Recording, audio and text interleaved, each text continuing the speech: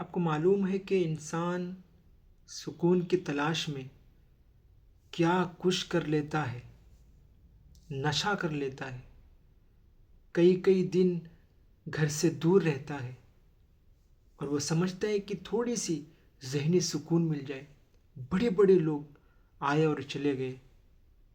آپ یقین کیجئے کبھی آپ کی زندگی میں بھی ایسا آئے کہ نہیں، سکون کی تلاش ہے، بس تھوڑی سی سکون، ذہنی سکون ملے، تو یاد رکھیے گا، اللہ کے حضور سجدہ میں گر جائیے گا اور روئیے، گڑ گڑائیے، خوب مانگیے، اور اللہ آپ کو ایسے سکون عطا کرے گا جس کا تصور نہیں آپ کر سکتے۔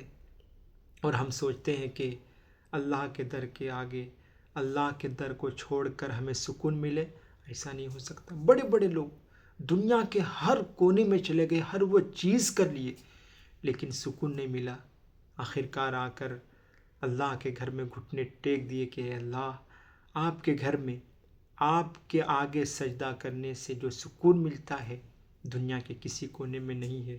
تو ابھی ہمارے پاس وقت ہے، ہم کوئی ایک وقت ایسا نکالے کہ مسجد کے ایک کونے میں 5 منٹ 10 منٹ بیٹھے اور تنہائی میں بیٹھ کر اللہ سے باتیں کرے اور اللہ سے مانگے۔ یہ بہتر اور مناسب ہوگا اپنی زندگی کے سکون کا۔